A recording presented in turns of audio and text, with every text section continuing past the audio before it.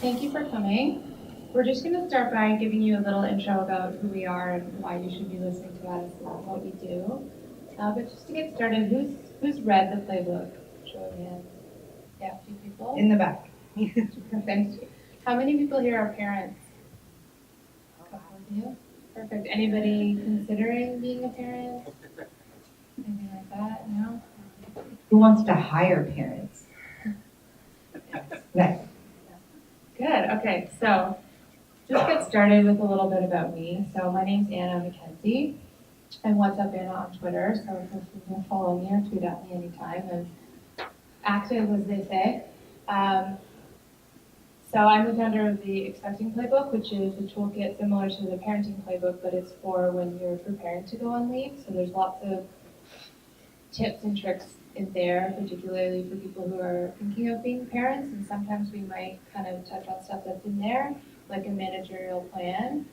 But tonight will be particularly about the Parenting Playbook, which is beyond the leave. It's when you come back to the workplace and what you can do as an individual and also what your company can do to make sure that there are parent-friendly policies in place. And I am not a parent, before anyone asks. Some people think I've been pregnant for 2 years, but I have a dog. His name is Maui. He's a rescue dog from Texas, and I love dogs and I like cookies, and I am accepting donations of either one.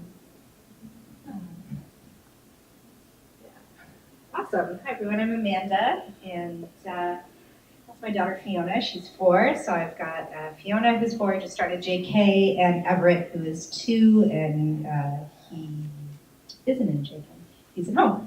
And I'm the founder and CEO of The Workaround, and The Workaround is a parent-friendly workspace at Danforth and Woodbine, so we're a co-working space with childcare, one of only 5 in North America, and I opened 6 weeks ago, and so it's been pretty good in the last little while. And so we've gotten some great coverage in BlogTO and all these other media outlets, including being named in Forbes and our Globe and Mail op-ed from last week. So it's been a good stretch. I'm also the author of Day 9, which is a postpartum depression memoir with my daughter. I suffered severe postpartum depression, was institutionalized against my will for 18 days.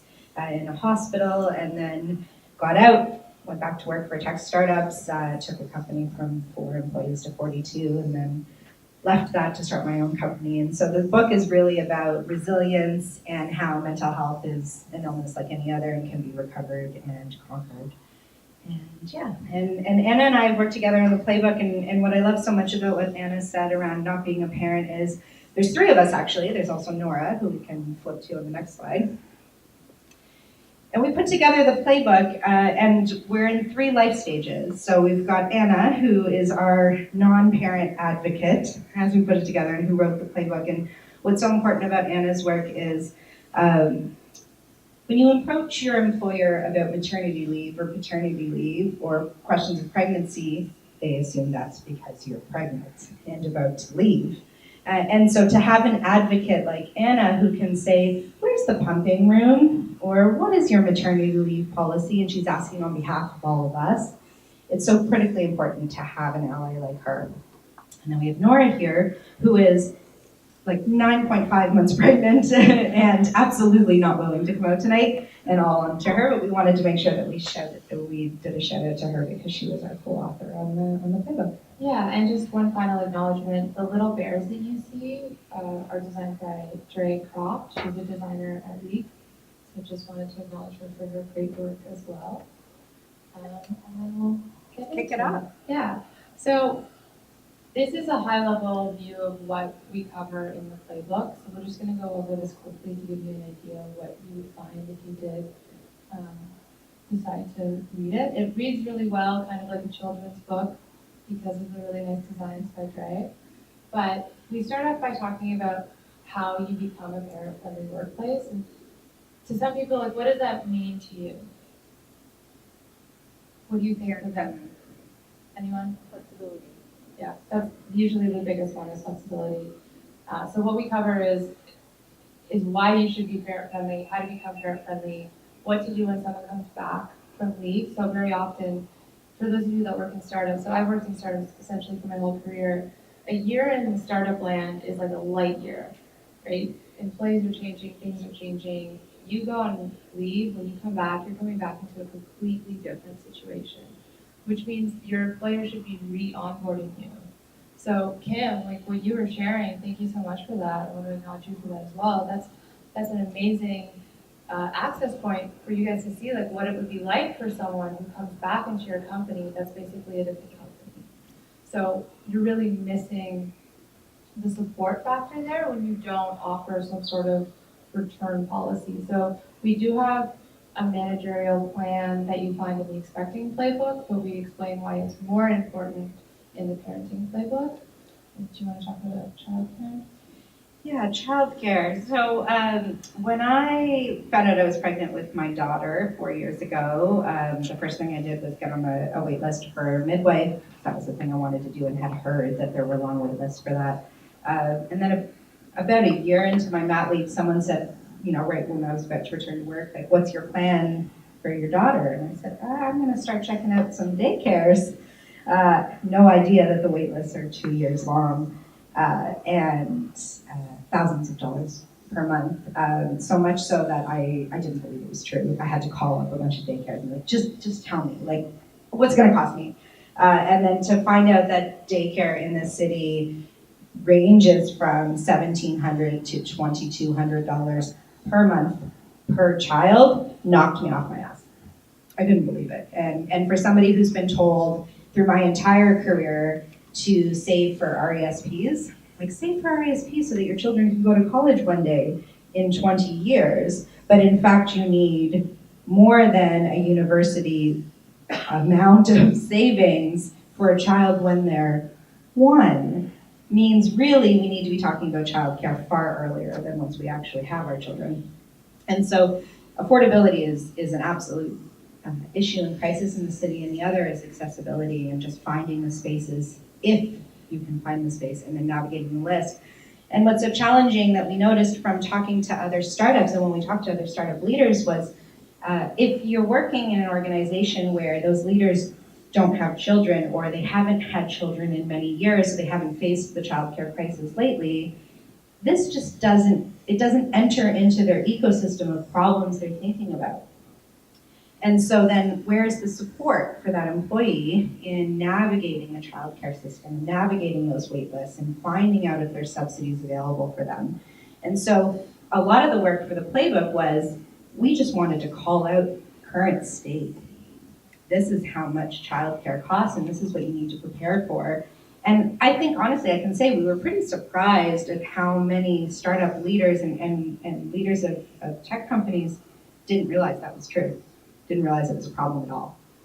And so that's a lot of the work in childcare. The other thing is there are childcare deserts in the Greater Toronto area, and so there was a report released by the Canadian Centre for Policy Alternatives in the spring.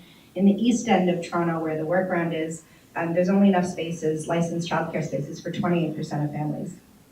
And so, like, forget about how much it costs. There's very little chance you can even get a spot. And there's many of these deserts all over the city. And so, really important that we're just aware of how hard it is to get care. Yeah, and the next thing is, so chest feeding is the term that we use, but being able to support parents who are still feeding in the workplace is obviously a big suggestion in this book, but it's also legally, companies are obligated to do this, though most startups don't. But we go over with a checklist what you actually have to have in order for the room to be legally viable as a company room for parents. So for instance, a door with a lock. Not a washroom. Not a washroom. Bookable room, so that you're dealing with somebody's body. You don't want a parent in there feeding with like their coworkers knocking on the door trying to get in because they have some sort of sales call. Not glass doors. That's like an actual huge problem in Toronto because so many meeting rooms are just glass. So you have to provide a room that's appropriate for pumping, that's not a curtain taped with duct tape over glass, and we talk about why that actually has to come from the manager and from the company. It shouldn't be the employee comes back to work and they're like, where's my room? It should be the kind of thing that you have ready for them, and certainly not a post-it note on the door. Which was my experience. And so when I returned from one of my mat leaves, it was the very first thing. I was, where's the pumping room? Where can I go? And it was, well, we think there's a room down the hall. And I said, well, what about a lock? And it was like, well, this isn't a long lease. We're not gonna put a lock in. That's silly. Just put a post-it note on the door. But the note would fall. And so, like, I'd have people walking in, and I'm fully topless here, and I would say, like, well, what about the note? And it's because post-it notes fall off the damn wall. And it was my problem to solve, right? And that's a challenge. Yeah, so one of the things that we did in this book is we interviewed as many parents that would talk to us, and we included their quotes as access points for people who are reading to really get a feel for what it's like for parents. And we have some of the quotes in this presentation. There are obviously more of them in the book, but the ones about feeding, like every time I read them, they still give me the chills because some of them are shocking that individuals actually went through this kind of stuff. Flexibility. And so this is where I start to get really excited when we talk about recruitment, because I think that, and we think this very strongly, supporting parents is a recruitment opportunity. If you look at the talent wars that are described in Toronto, if you build a program that's supportive for parents, you're actually leading the way. And so a lot of the things you can do to support parents are not expensive. Of course, we're going to say subsidized childcare, please. But we also understand that that's really hard to do. There are other things that we can do as colleagues, even if we're not at the manager level, that provide flexibility to parent employees. Things like, instead of a 7 to 9 p.m. staff social, maybe we do a brunch bonanza. Or maybe we consider a parent-friendly event that doesn't have alcohol so that the pregnant or chest-feeding employees don't feel obligated to sort of like fake drink or pretend or make excuses about it. Why don't we just not have alcohol at one event? We can still have really awesome, fun drinks that aren't alcohol related, so we don't other those employees. There's other things around flexibility and timing. Like if we're always scheduling a retro for 4:30 p.m., we're not acknowledging that we have to do daycare pickup at 5, and most daycares in the city charge $5 per minute in late fees.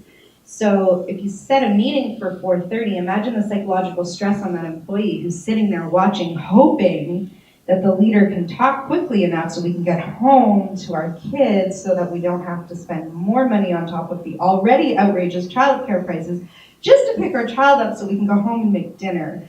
Instead, maybe we could just set the meeting for 3 and avoid all of that. And so to us, we put a lot of tips in the playbook that were really easy to implement and totally free. Yeah, and so another word on flexibility, it is the number one thing that employees want. Both parents, but also other people. But in the recent surveys with respect to age and gender, the ones who want flexibility the most are actually young men, and young men thinking about parenthood. So that's just something to let you sit with, because often what we get, or the probably the biggest pushback I get when I talk about this is a women's issue, which is not true. So just an FYI is that the expectation for flexibility actually mostly comes from men when it comes to parenthood. And there's assumptions too that we make, when we make this on women, are assumptions around who's the primary caregiver at home, assumptions around travel. And so, I've certainly experienced this of, not being invited or asked to go to a conference in the US because of course she doesn't want to go, she's got 2 young kids. It's like, yes, I do want to go to a hotel by myself, paid for by the company for 2 nights, yes please. And even if I can't make it work with my family, let me be the one to make that decision, instead of self-selecting out our parents because we assume we're doing them a favor by taking them out of opportunities. And really it just comes down to mindset, right? When we support parents, when we create a pumping room, when we support flexibility, we create loyalty, which in the end is cheaper and more efficient for you as an employer. and also allows you to build this reputable organization where people talk. There's a whisper network, and it's just as strong with parents as it is in other whisper networks. Yeah, so don't worry about writing any of it down. It's all in the book, but we're going to get into some of the quotes. Actually, this quote, this is from our the piece that we just wrote in the Globe last week. And It's from us. Yeah, we just thought it was such a great quote, we decided to quote ourselves. That's true. Which quote should we use? Let's use ours. Let's use that one. Yeah, so again, we're trying to really like break the myth that it's incredibly expensive and it's impossible to be parent friendly. We're too small for that. We're a startup. We don't have to worry about parents, blah, blah, blah, blah, blah. So there's a ton of things that you can do that's outlined for you with pictures and checklists in the playbook that is essentially free. Obviously, we advocate for subsidizing some childcare. If you can't do that, there's still a ton of things that you can do. Again, to go back to flexibility, letting people work from home, letting people come back on a 3-day week kind of thing. Technology makes that so easy now.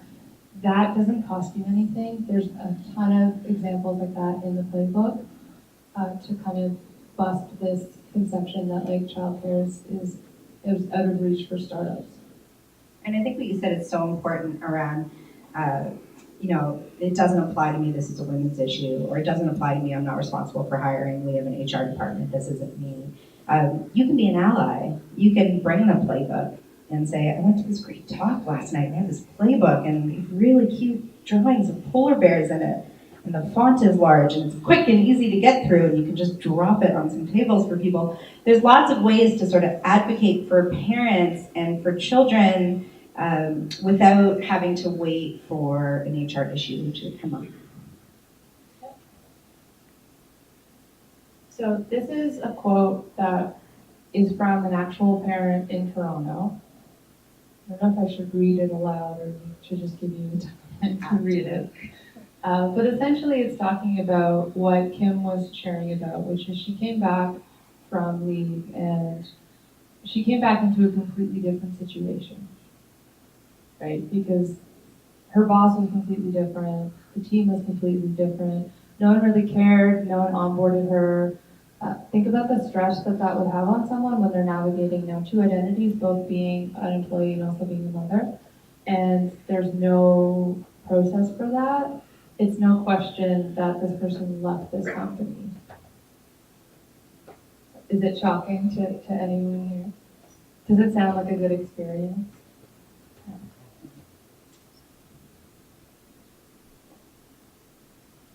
So this we went into, we sort of jumped on ranting about this because I advocate for childcare in so much of my life, but it's so true that I really think we don't have quite an understanding of what a financial burden childcare can be on families. And we need to look at all avenues for support, right? There are subsidies, but they're limited to your household income in the city. There is provincial support, it's in question right now on a lot of levels. There's federal support, also in question.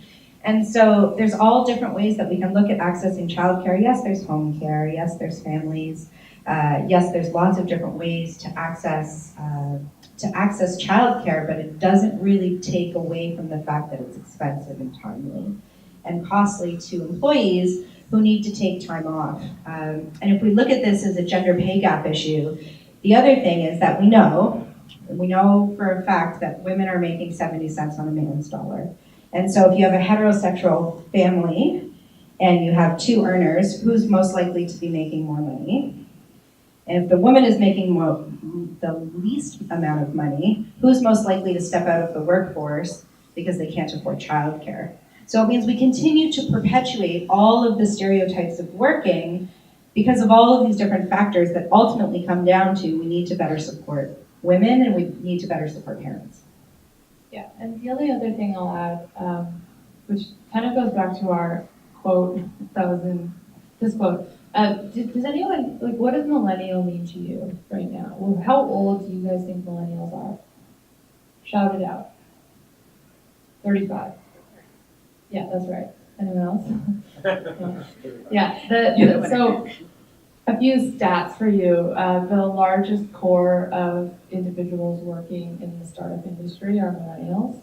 millennials, the biggest age gap of the largest cohort are 26 to 35. Aging into the child, typically the child's planning years, and out of that percentage of people, 80% of them decide to become parents.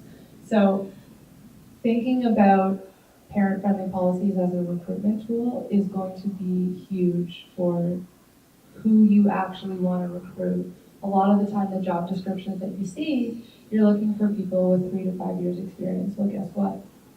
Those are millennials, and maybe they want to be parents. So if you're not, you can either essentially get ahead of it and have the policies in place, or you can resist it, and what you resist persists, and people will go to companies that have better policies, and that's what happens.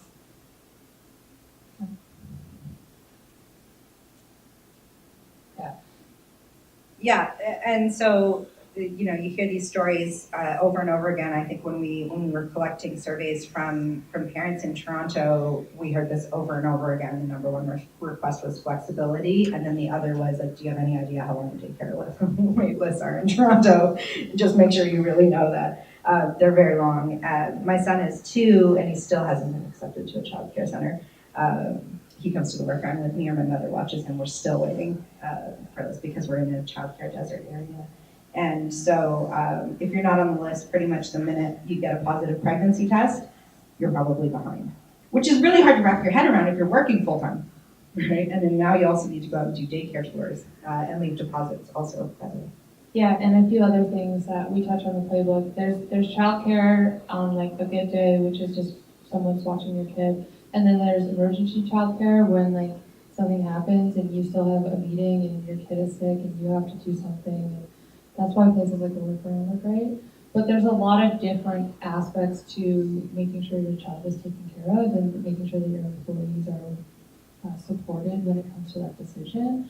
And then on top of the wait list, sometimes your child gets accepted before you're ready to go back to work.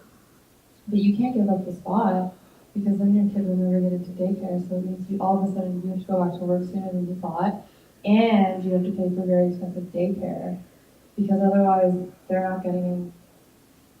So I liken it very much to trying to get an apartment in the city. It's like you have to put first and last month's rent down. You can never miss a payment. You can't get winter or summer breaks off. So in my daughter's case, her preschool closed in December, in March break, and then in the summer, and we had to pay all the way through the year because you risk losing the spot otherwise. So you're literally paying people when nobody's there just to hold a spot. And this is a common reality. It's not a one-off. No, it's very common. So the place that I previously worked at, Nudge.ai, I sat beside my coworker Scott, and this happened with both of his children in Toronto. It was like they just paid for extra months because they had to. And we like to, I think part of the reason why our designs in this in the playbook are lighthearted and friendly because like we're trying to balance like driving home all this really serious information and saying like really listen to us, it's really severe, and then also like it's an opportunity to succeed and be a real thought leader in the tech community, especially as Toronto becomes more and more notable as a tech leader. We have an opportunity to really thrive here. Yeah, and also what you were saying before about how often what happens is the primary, more often than not, it's the primary child care giver is a female, partly because of biology.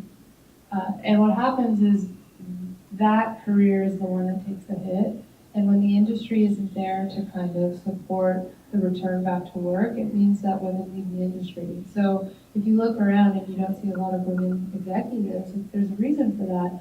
And this is a really tangible way that we can help to change it. And so being here tonight is a really good example of you guys standing for the community and standing for your companies and standing for your employees, because it makes a difference in the way the community views parents without a bias, with support, with understanding, with empathy. Right?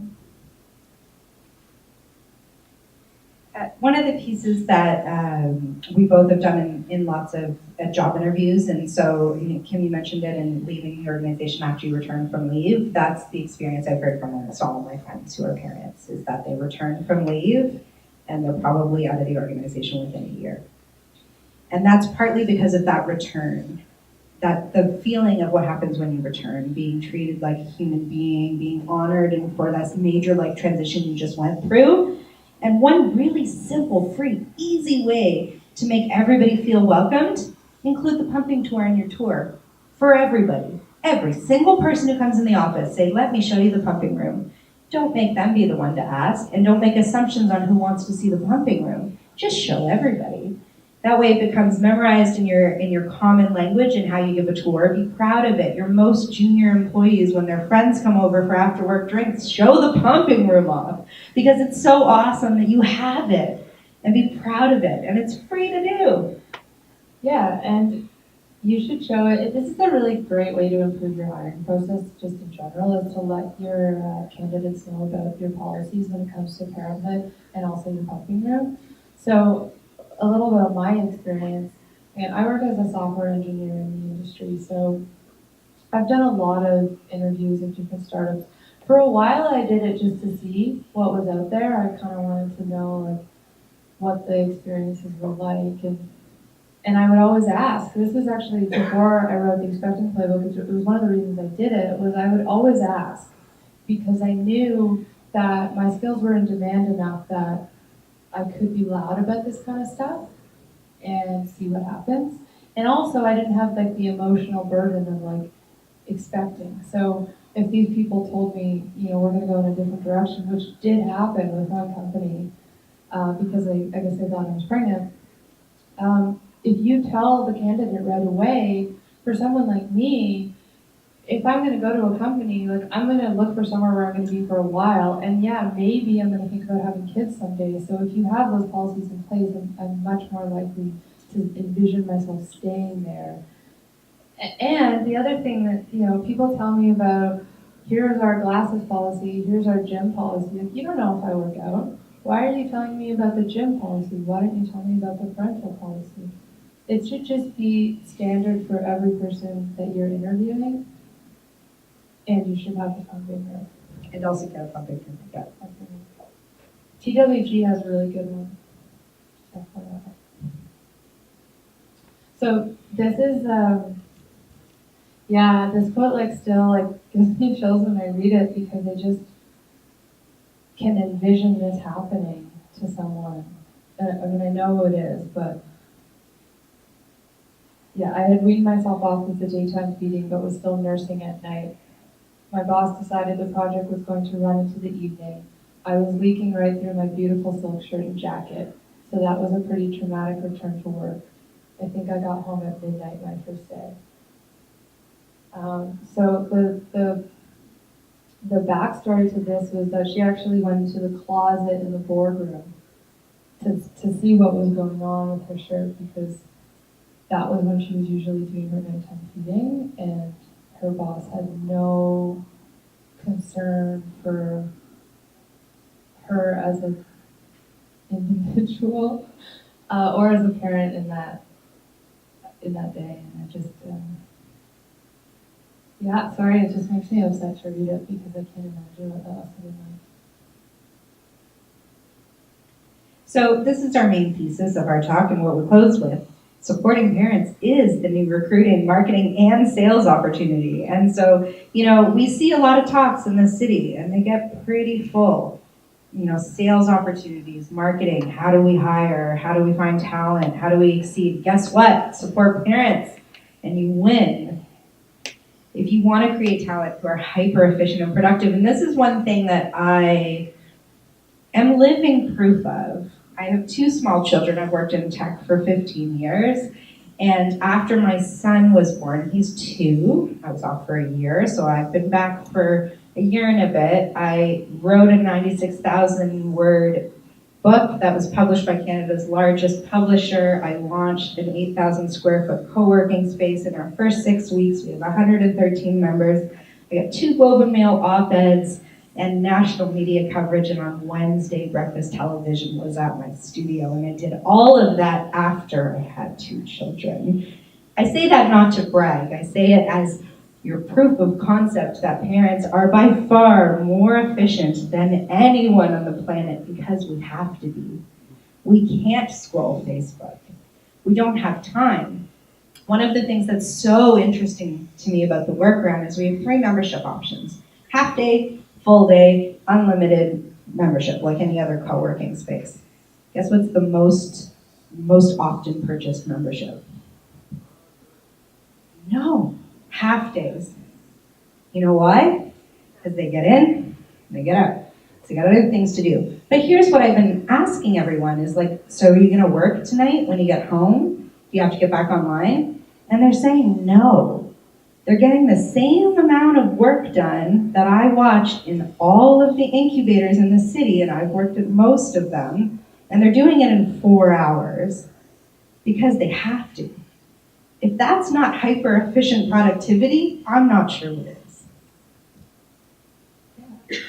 So the next thing that we have for you guys are just a few case studies of some situations that an employer might find themselves in when it comes to navigating parenthood with your employees.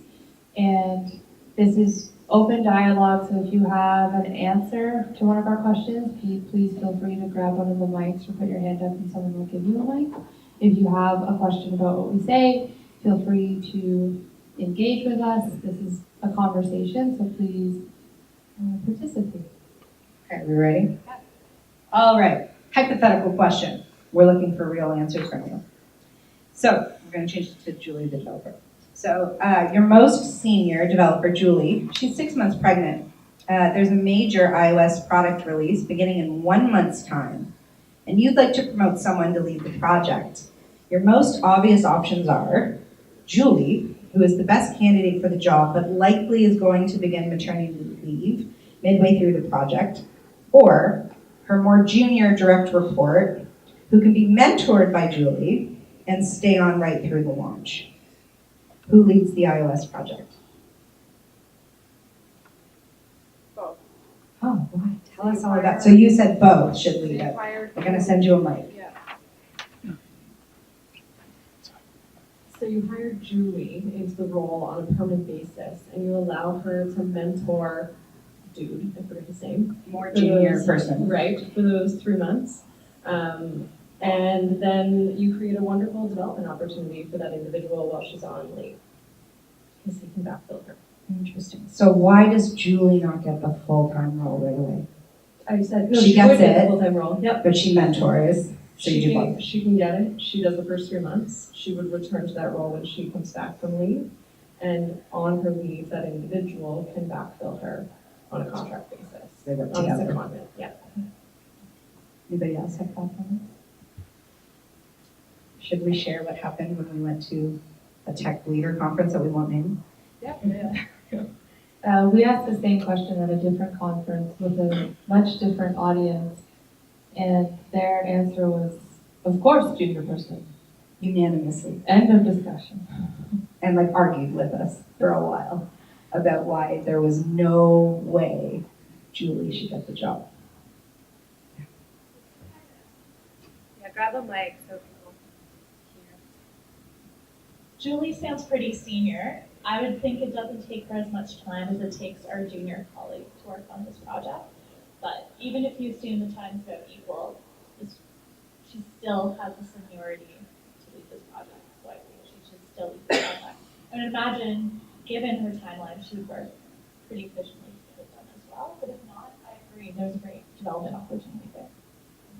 Yeah, and with these questions, there's no right answer. It's more just we want you to consider. That's a great answer, though. Yeah. But we just want you to consider the situation and consider the impact that it has on individuals. So in this other presentation we did, what we were trying to make clear was not anything about like nagging. It was more like, okay, if that is what you did, like, how do you think Julie would feel when she came back, right? And that's the thing that most people miss is what kind of impact are you leaving on your senior employee do you think that's a situation that she would like to come back to? And if she leaves after 3 months, how much is that costing you in terms of hiring someone else if she's your most senior person? Any other thoughts on that? Or situation questions? or questions? I was also going to say both people, but obviously because Julie is the person who has the most experience and can not only probably lead the project to great success, but also train someone who will hopefully also rise to a level of success similar to hers.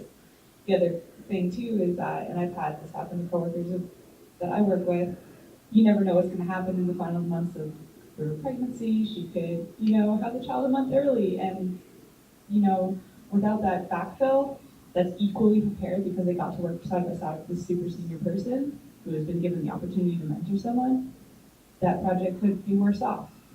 So, but it's also good to have Julie feel like she's, done something really positive regardless of what happens. Yeah, absolutely. Yeah, and mentoring, you often get more than you give.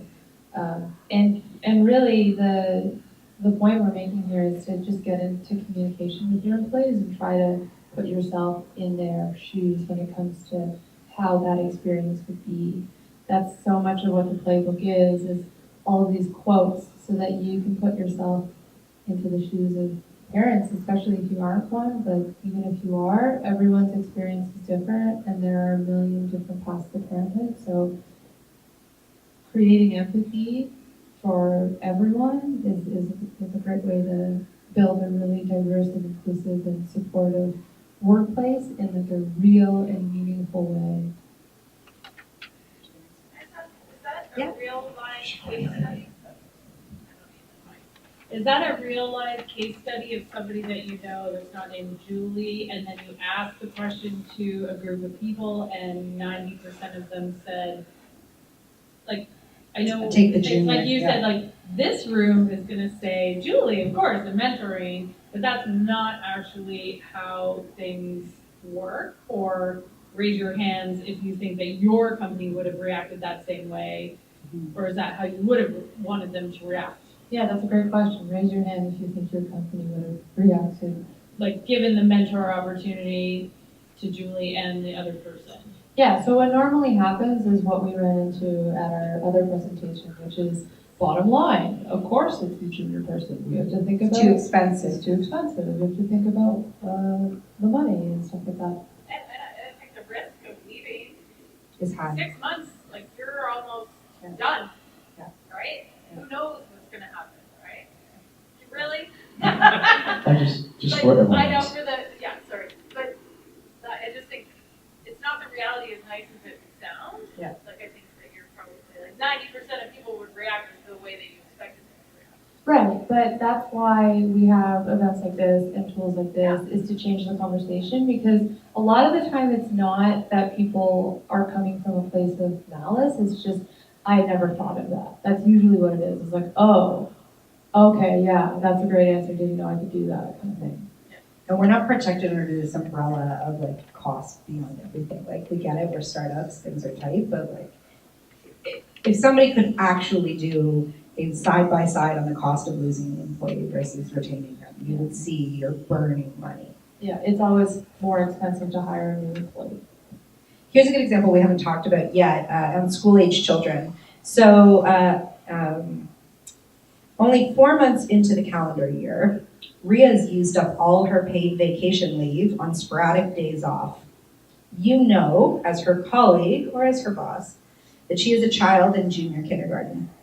You suspect that she's used all her vacation days to stay home with her child through colds and flus, which happen when you go to school.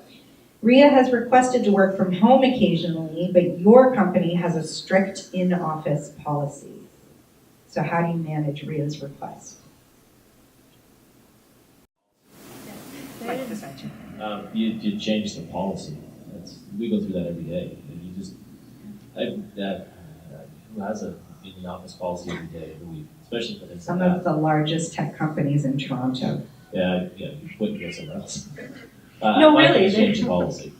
You have to accommodate that. I certainly love it, and I can tell you this case study is a real fact from a parent that we talked to, and has come up more often than not. And what I hear at other conferences, and I'm sure Anna's heard it too, is the the new trend is to face.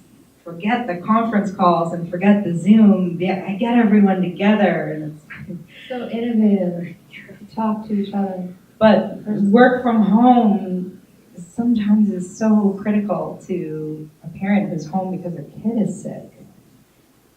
Now, I'm going to interject here. I'm not sure. First of all, are we officially like a bit of a Q&A? Yes. Okay, cool. So I just want to make sure everyone knows that if you do have a question, you're more than welcome to raise your hand and ask.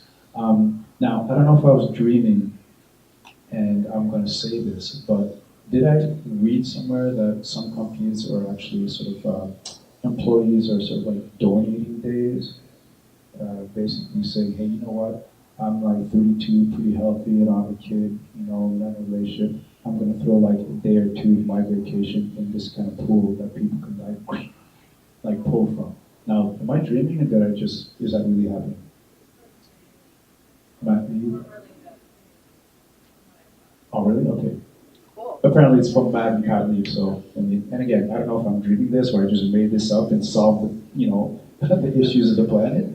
But I guess maybe something like that might be feasible beyond just Pat and Matt Lee. Yeah, I mean, I think that's a fantastic idea, and I think that if you have a team that's doing that for you, that's a team that's functioning well, that's a team that's, constituting itself as a group, which is how you succeed. And whatever company is doing that, they're doing something right, so I think it's great. I think it's great that your immediate reaction was to change the policy. I wish more companies actually felt that way. The reality is that most don't, and most of them sort of create a bias and a stereotype to a parent who asks for that kind of accommodation when technology has made it so easy to be everywhere online all the time and to get your work done and to be in a meeting and to communicate and to do whatever you need to do. And I know from my perspective, like the work that I do, I get more done when I work from home because no one's talking to me. When I'm at the office, it's like, I'm having the coffee and talking to my friends, you have a longer lunch because there's people there. When I'm at work, sometimes I don't get off the couch for 6 hours and it just goes by because you're zoned out and you're not interrupted and you can focus. So one of the reasons we brought this up is to just, again, change the conversation around what it means to be flexible for parents in the workplace and why it matters to a parent who has kids and has used all their vacation days and all their sick days for their kids. And usually what happens when you have 2 children is that one of them gets sick and then the other one gets sick. So you could use all of your vacation in 2 weeks if the daycares have a mutation of a flu, which is common too. That's our question, yeah. Oh, I was gonna say, a work from home policy or an in-person policy is just as harmful to non-parents as it is to parents because, as you mentioned, sometimes you have days where you're way more productive at home, but also I had this happen to me personally where I had a health thing, and so I was going to the doctor once a month at least, and what that meant for me is once a month I needed to work from home because I wasn't at the doctor the whole day. I was there for an hour, but travel and back and forth, it was much more productive for me to stay home, do my 6 hours on the couch instead of trying to go to the office, go to the doctor's office, go home, go back and forth. And a lot of and I think if you're in a workplace where they have this kind of strict face-to-face policy, is you can really easily band together with the parents. It's not just the parents, it's the non-parents who also want to work from home sometimes and say, we need this to change because it doesn't work for any of us. It's a great point too around caregiving in general, caregiving of yourself and caregiving of our elderly parents. So that's the next phase of this entire cohort is that we need to take care of our youngest and our oldest. And so we're all the boomers' children. And so the same appointments that you need to do for yourself, we might need to take our parents to. And so a work from home policy suddenly makes all of that so much more manageable and creates so much more of a loyal employee base. It's a great point. a question over here. So Henry, thanks for throwing that out. I always find things like that, if you work with people lovely enough to do that, that's amazing. But some employers I don't think also allow people to share days. So, and I think it doesn't necessarily solve the employer responsibility problem. But if you work with the best people in the world, that sounds awesome. But not everyone's that privileged. I worry about. That's something that concerns me. And, again, I don't know where I read this or if I was like dreaming it, but thanks for mentioning that, because to me it'd be like, hey, yeah, take a couple of my days, no big deal. I mean, like, because I have 50,000. But one thing I actually wanted to ask, and I know, I'm not trying to put anyone on the spot, but I do realize we have some expect mothers in the audience, and I want to know if they had sort of like their own sentiments or what they were thinking of or what they'd love to see in their future. And I'm not putting you on the spot, but I'm just saying, like, hey, this is the topic at hand. So I want to make sure that, if you had something to say or ask, you definitely were able to stay with that, Amy. You know what I mean? Not put you down like that. I did have a question now that I completely forgot.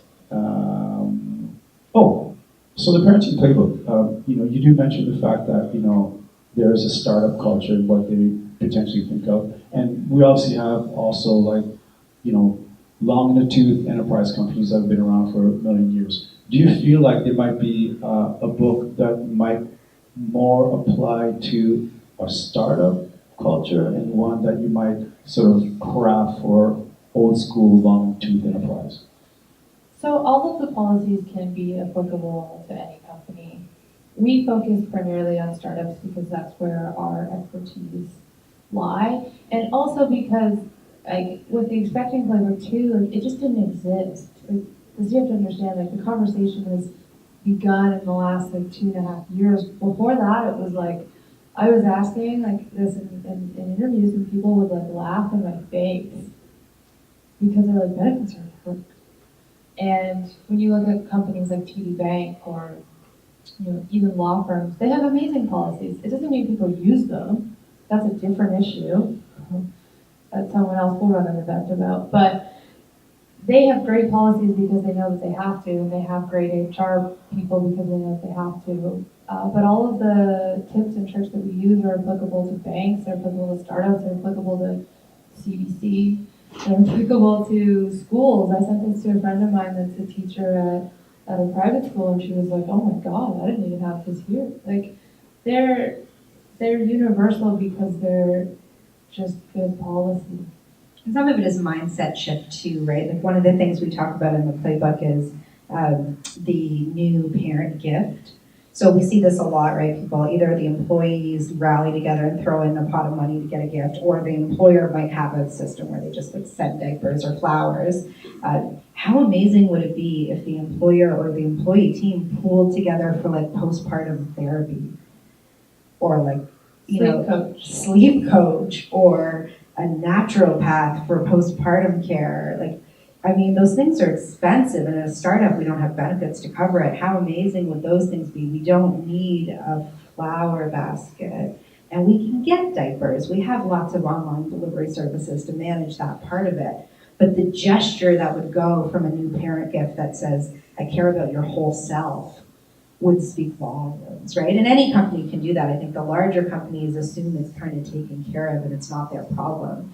So I think the onus is even on employees at larger companies. It's on you more to ask these questions. And also, we did all the hard work for you, so it's literally all in one place. You just have to read it. Any questions? I have a question. So I'm a parent of a 5-year-old and a 2-year-old, and we both went to daycare for about 6 months at the same time. Wow. That ended in September because my oldest just started school, and I feel like both of us feel like we got a big raise at work. And you're rich. Yeah. It's fantastic. So my question around daycare cost, number one, do you know any companies that subsidize or have in-house daycare similar to the co-working space? Why is it not a more common perk, at work?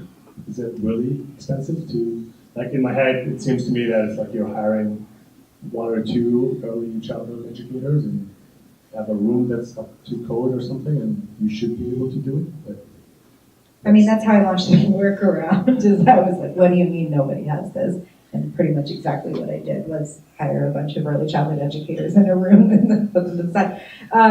I think it comes down to cost, right? Like I've had really long, heated and not heated conversations with all my employers about supporting childcare, and I think in the end, there's this fear of if we have to apply that to everybody and we're planning to scale 10x, the childcare costs are going to far exceed salaries, and I get it. There are some programs, there's Helm, which is just received a grant to provide free childcare hours for female entrepreneurs. It's a great program.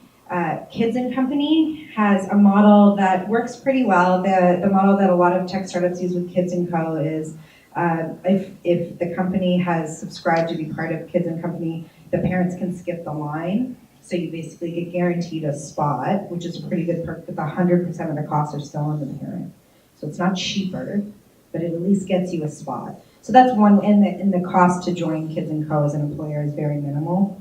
That's one way. The other thing that I think employers could do that maybe bridges the gap is the emergency care. So yeah, you could buy a 6-pack of passes to MySpace. You also could just buy emergency care, date nights, babysitters. Helm is a good example of that. There's We Need a Date Night as a startup in the city. Like there are options that can give families at least emergency care for the times when one kid is sick and the parent still needs to go to work. That could bridge it. The other thing I think would be amazing to see in business is to have more corporate business leaders advocate for the cost of childcare at the city, municipal, provincial level. Because I've done it. I stood there and I'm telling you, I'm surrounded by the same 20 people from the same 20 nonprofit advocacy groups every time. And I stand there and I say, where's the Board of Trade? Where are the commerce organizations? Where are the recruiting and the HR? Where is business? Because we are influential and powerful, and why aren't we standing here and saying to our elected officials, this costs too much?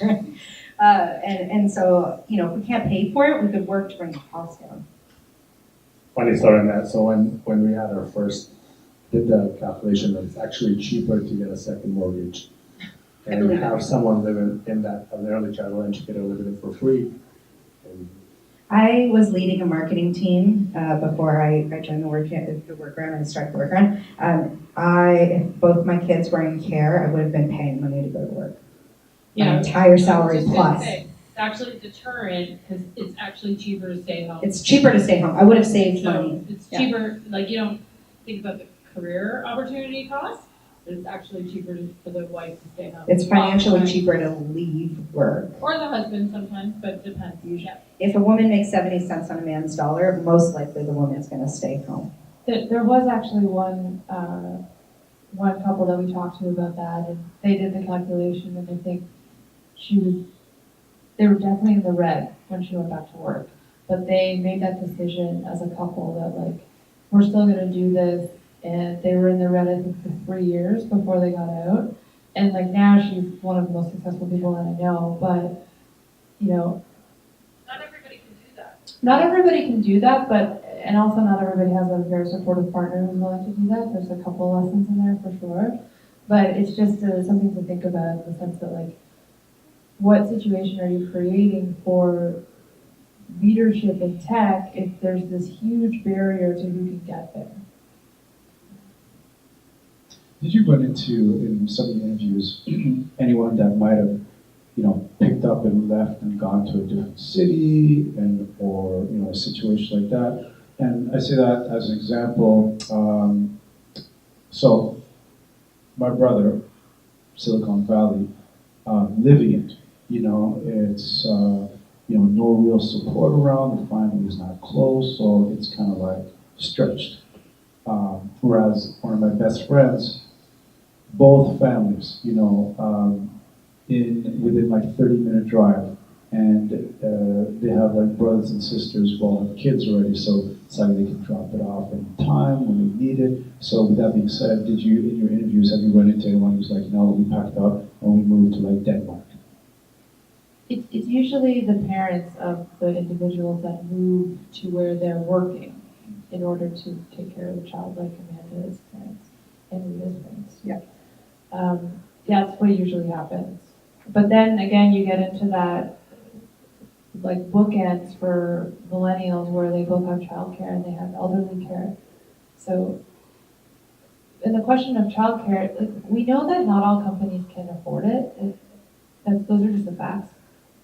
But if you can't, there are still things you can do so that your employees feel psychologically safe to do their best work. It doesn't cost you anything. That is just accommodating to them, like flexible policies, like allowing people to work from home, like doing a kindness of, giving them extra sick days for their kids when their kids are sick or something like that. That's only going to make people work harder for you.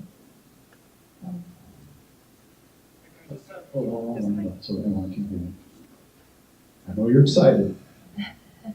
Like just thinking back about the root cause of why are, pardon my ignorance, but are the childcare or kindergarten, whatever you call them, are they profitable? And if that's the case, you say that there's so much demand. Why isn't business stepping in to create more daycares that's going to drive the price down? Yeah, I spent 4 years on that question, so it's a great one. I'll give you my frame on it, which is like there's a Starbucks in every corner. How is there not a daycare on every corner? There is some complexity to it. A licensed childcare license takes about a year. And so the cost to apply for a license is $15. So it's not a cost factor. A lot of it has to do with retrofitting existing spaces. A childcare center in the city is rated, this is minute details, but A1 coding is the most stringent rating a building can be. It means like full sprinkler, fire safety, walls, 50 square feet of outdoor space per child. So when you start to talk about spaces in the city that have meet all the demands. The other thing in the license for the city is childcare can't be higher than the second floor of a building, which means we can't put childcare in condos on the top floor and all these big unused spaces. We have to put them at the ground level. We have to take storefronts, but we know that rent is increasingly going up in spaces.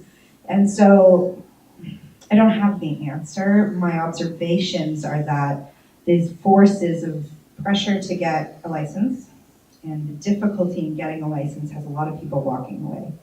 The other thing is that subsidies in the city and in the province only qualify for nonprofit centers. So if you run a for-profit center like I do, my families don't qualify for a subsidy, even if they would qualify if I was a nonprofit center, which means I need to run in a nonprofit, which means I can't carry any capital. It means I need to be a charity, and then I need to go through all of the charity legislation as well. The third or fourth thing on that is infant care is a loss leader, full stop. Because the ratio is 1 teacher for every 2 kids. So if you have 15 children, you've got to have, 7, 8 staff to hire. Do some fast math on the profits. That's why childcare is as expensive as it is, and most of the time preschool and toddler classrooms subsidizes the cost of infant rooms. They lose money on infant. That was probably way more detail than you needed, but the point is it's not easy. And we're trying. It's part of why I opened the workaround was I just said enough. I'm gonna try another way. And we're gonna try to build a space where parents and children can be on site in the same location. And we're gonna bypass those legislations because the act doesn't apply if parents are on site. So now we have some innovation to this and we can build from it. And I tell you that willingly because I welcome competition. Like there's enough parents and spaces to go around. I welcome more people to open co-working and childcare spaces in the city. So I'm going to preface this by saying I'm not a parent and I'm not planning on having kids, but I just want to make sure I'm clear with that up front. Taking a look online quickly, like I'm seeing senior care, which we're also having a little bit of conversation about, costing as much as daycare, right? Like we're talking, this is not just senior care going in on a daily basis. This is like full-blown retirement center, place to sleep, place to live 3 square meals a day, activities, outdoor, indoor, healthcare, all this stuff, that's costing the same amount as daycare is.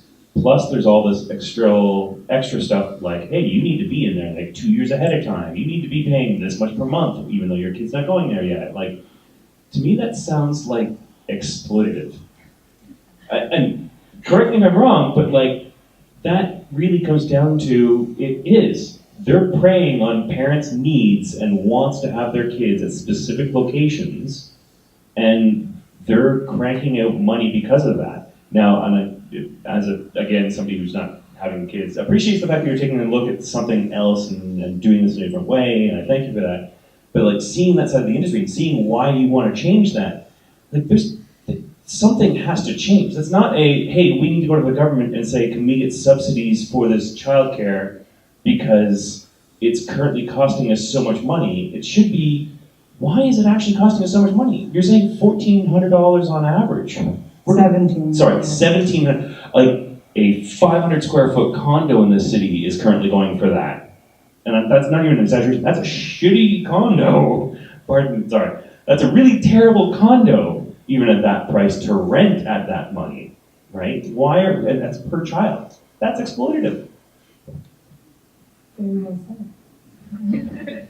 Yeah, so I would echo, I'm sensing some inner rage that's forming. And I love it, because that's how certainly I've felt, and I think we've talked to Anna about it, and Nora, our partner in this many times, about just like, it can't be, right? Like, come on. I'm telling you, I called every childcare center. I think I was like, this is an exaggeration. You're talking about private care. You're talking about some elite program. You're not talking about the center on the end of the street. There is no way.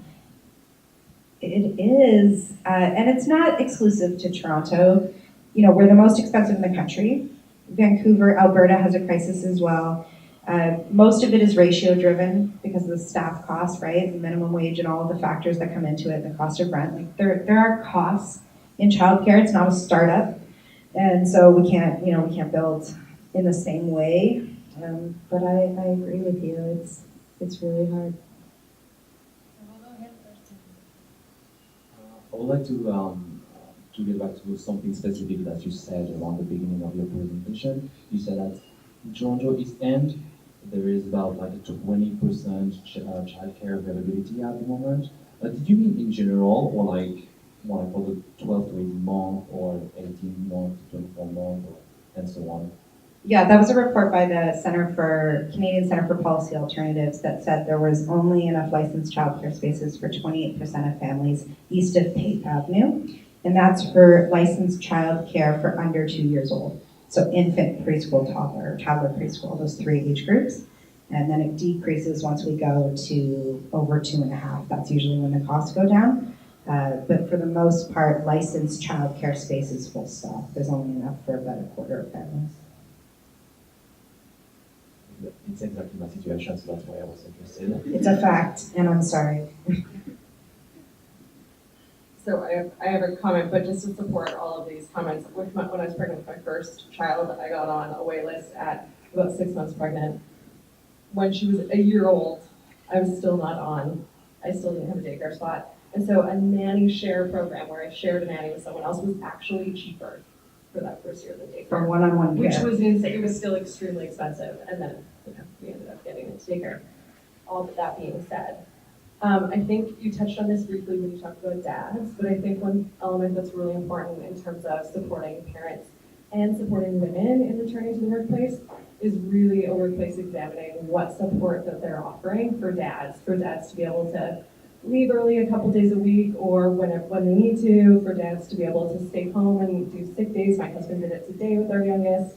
Like, if you can lean in and help dads, you're actually going to be helping women. So I just think it's interesting. Yeah, absolutely. There are a few great dad leaders in the industry that are kind of trying to show people taking like that stand for all parents that are doing that. But there's also a ton of research in Quebec. They do it better than we do, where they actually force the secondary parent to take an explicit amount of time off when the primary parent receives the child or has a child or whatever, because the studies show that the primary parent actually goes back to work sooner when the secondary parent is there for the first 2 months, because it's a zone defense as opposed to a one-to-one.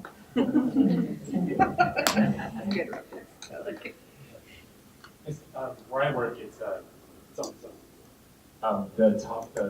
top up that they give people is only for a parent who gives birth, and they give nothing to any parent who doesn't give birth. So what's your experience with that in the general industry?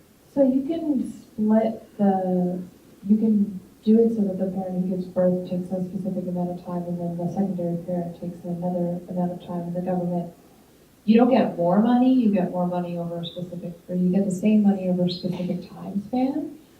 It does give the opportunity for both parents to be the solo primary giver.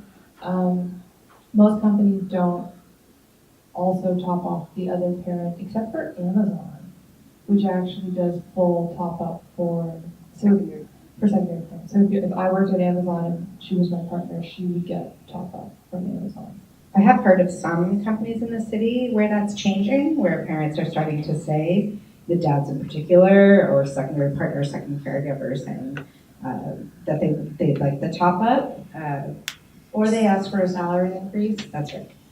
That's usually the easier one. It actually, we've heard that story, that actually it is faster and easier for the secondary, if it's a man, to just ask for a raise, and that equates your top up, and more likely to get it than if a woman just asks for top up or a raise.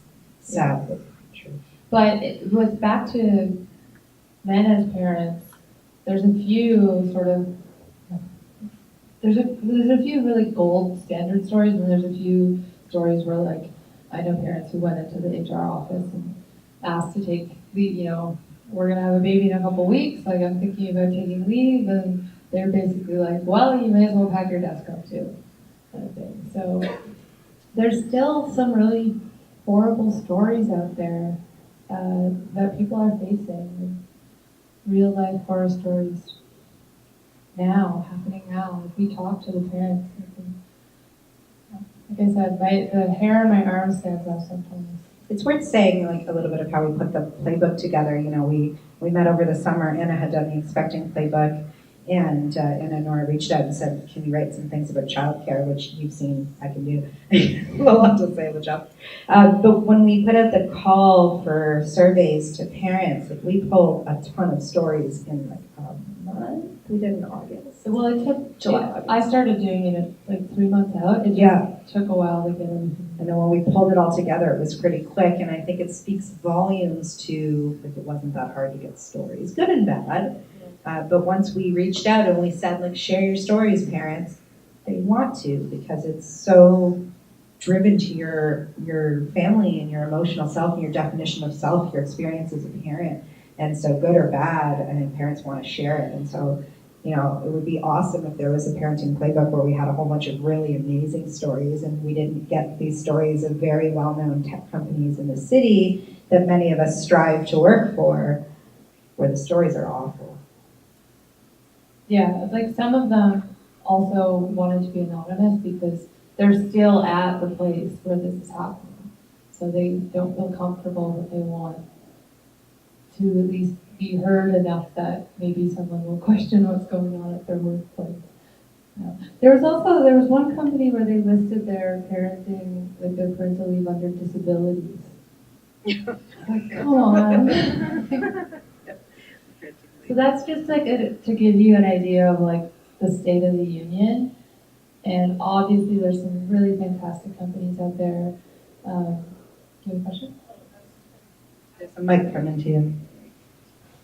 It's an old established company, and I think that, but the Canada office is new, so their policies haven't been really formed yet, and he's the first one to have to go on community for take some time off while I'm recovering. So yeah, this book's for you. Right? Just print it off and drop it around the oh, I've been highlighting. Drop it at the holiday party. Yeah. Here you go. Drop it.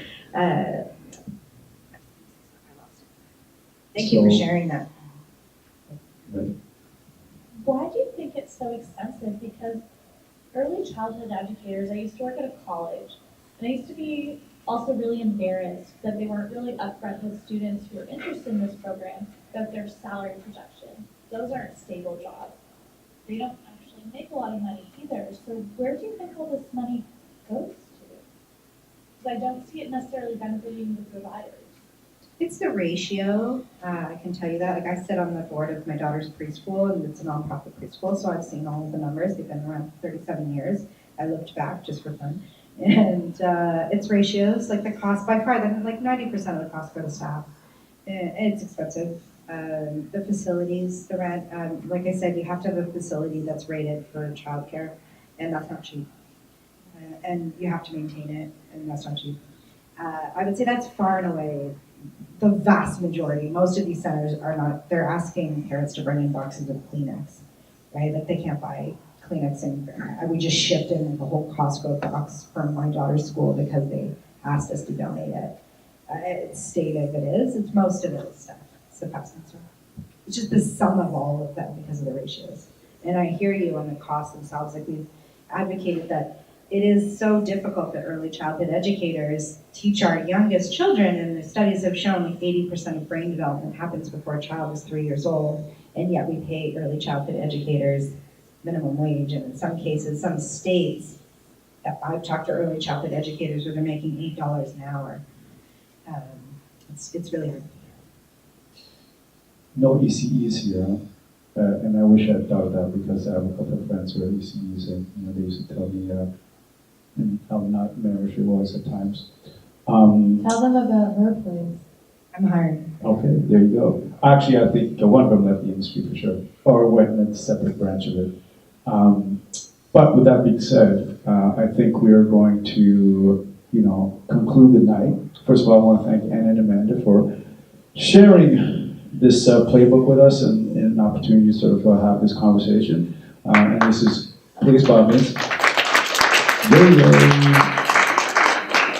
this is obviously not a conversation that should not end here at Wrangle. Where can they get the playbook again? ParentingPlaybook.ca. So you can download it for free and print it out and leave it everywhere. You mean there's no paywall? There's no paywall, no, it's free. I'm just playing. It's free. It's bad. Yeah. And I just want to interrupt really quickly and just say thank you to this audience for being so engaged in the conversation. And we've certainly given this talk to ears that are not really listening and on their phones. And so I just want to thank you for coming out, and thank you for participating, and thank you for listening and taking this convo back to your lives wherever you go after this. So thank you. Yeah, I mean, it's Monday night. We know you could have been 1,000 other places. So the fact that you're here with us is not something that we take lightly. So we really want to acknowledge you for that and say thank you. And with that being said, we definitely do have some food left. Hopefully you'll be around to answer maybe a few more questions, potentially. And thanks again for coming out. And voila. Thank you.